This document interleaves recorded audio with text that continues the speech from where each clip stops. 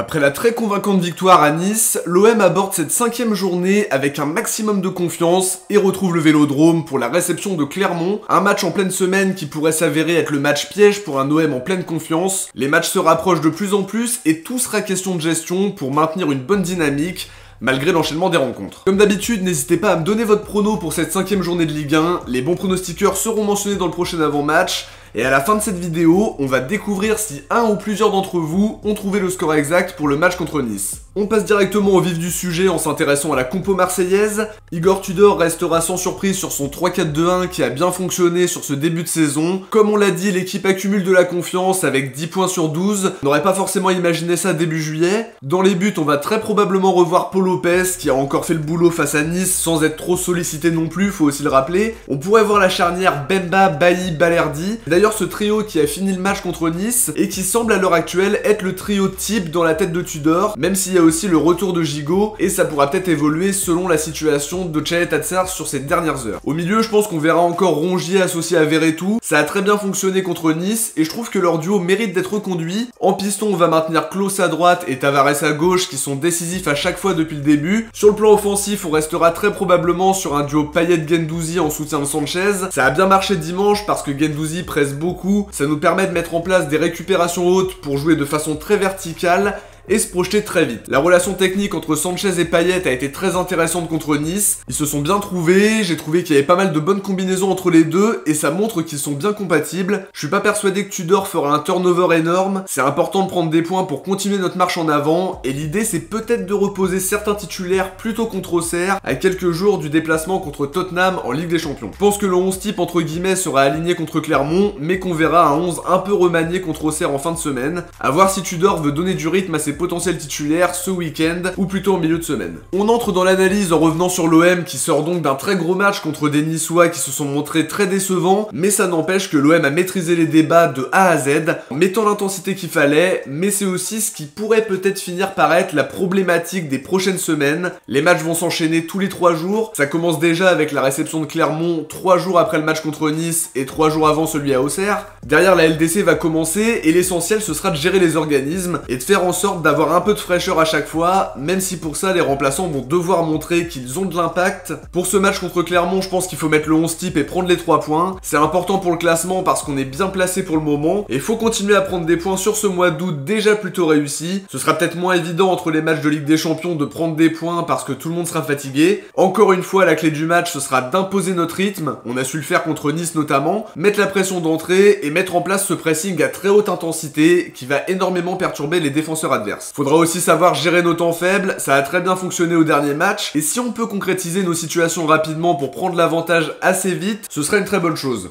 Si on a de grandes ambitions au classement, c'est ce genre de match qu'il faut absolument gagner. Ça nous a souvent fait défaut par le passé, mais faudra trouver la faille devant le public marseillais pour prendre 3 points qui vont largement compter. J'ai beaucoup aimé l'animation offensive contre Nice, c'était précis, ça combinait bien, et toujours cet apport incroyable des pistons, une qualité qui est incontestablement l'une des grandes forces marseillaises sur ce début de saison. Défensivement, c'était beaucoup plus serein, même si Nice n'était pas hyper inspiré non plus, notamment dans le dernier geste. On est quand même plus solide derrière, et je pense que l'arrivée de Bailly va encore renforcer ça. Je l'ai d'ailleurs trouvé intéressant quand il a joué ce week-end avec un nombre incroyable de frappes contrées en peu de temps. Peut-être qu'on le verra enfin titulaire mercredi soir, en tout cas je l'ai mis dans ma compo probable. L'équipe a trouvé un bel équilibre, mais il faut absolument continuer à engranger de la confiance pour aborder la LDC dans les meilleures conditions. L'idéal c'est de prendre 6 points sur 6 sur les 2 prochains matchs de championnat. On n'est pas à l'abri d'un faux pas, mais ça doit être l'objectif pour rester bien placé et s'imposer face à des équipes réputées moins fortes sur le papier. On enchaîne sur Clermont qui sont actuellement 9ème de Ligue 1, un début de saison très contrasté avec 2 victoires et 2 défaites. Alors c'était pas un cadeau, mais ils ont commencé par la réception du PSG et une large défaite 5-0. Derrière, ils ont très bien rebondi avec une victoire 4-2 à Reims alors qu'ils étaient menés 2-0 à la mi-temps. Ça montre que l'équipe a une vraie force mentale, même s'ils ont aussi bénéficié de l'expulsion d'Agbadou au retour des vestiaires. Ils ont enchaîné avec une deuxième victoire contre Nice à domicile, Kawi qui ouvre le score en tout début de match et Nice qui craque en toute fin de match avec les expulsions de Todibo et de Lemina. Alors ils sont pas au top de leur confiance parce qu'ils sortent d'une défaite 2-1 à Lorient et c'est eux qui ont fini en infériorité numérique après l'expulsion de Borges.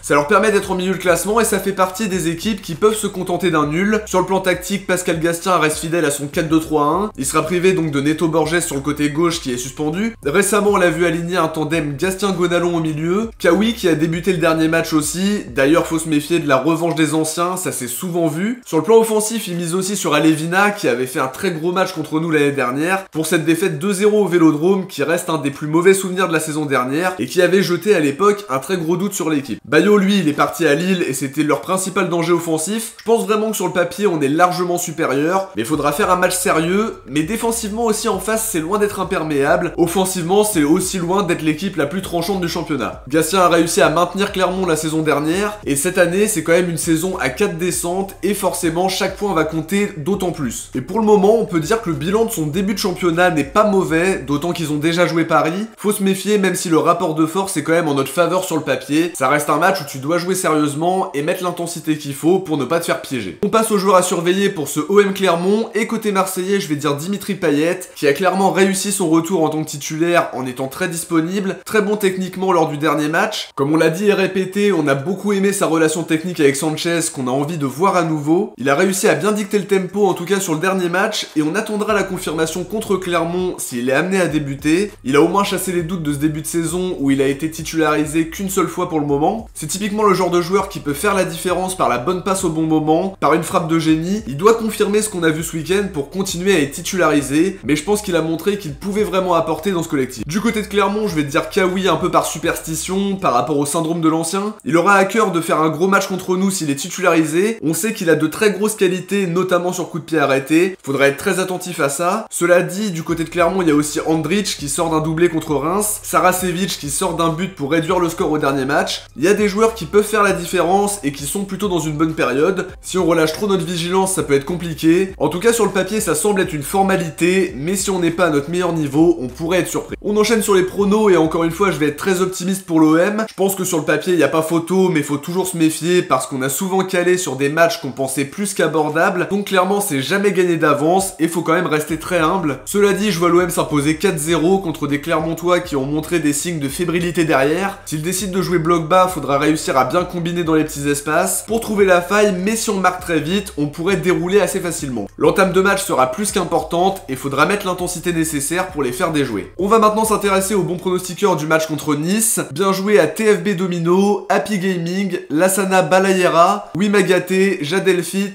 Nick Fury, G Destin, Claudia Gonzalez, MC Kaofé, Sadé Jean-Luc, Diamond Joes, Maxime S28, Ryan Du13, Ofer Edjou, Valentin Snog, Rachel Bessy, Adilissa, Ariel NHK23 et Henrik Robert qui ont trouvé le bon prono. Comme d'habitude, n'oubliez pas de pronostiquer OM Clermont et on découvrira qui a été visionnaire parmi vous dans le prochain avant-match. De notre côté, on arrive à la fin de cette petite analyse d'avant-match. J'espère que ça vous a plu. Si vous avez aimé, comme toujours, n'oubliez pas de mettre un petit pouce bleu pour aider la chaîne dans son référencement et à vous abonner pour suivre l'actu de l'OM avec moi. On se retrouve très vite pour analyser OM Clermont en espérant les 3 points au Vélodrome, mais on se retrouvera aussi bien évidemment et plus vite que prévu pour suivre les ultimes heures du mercato.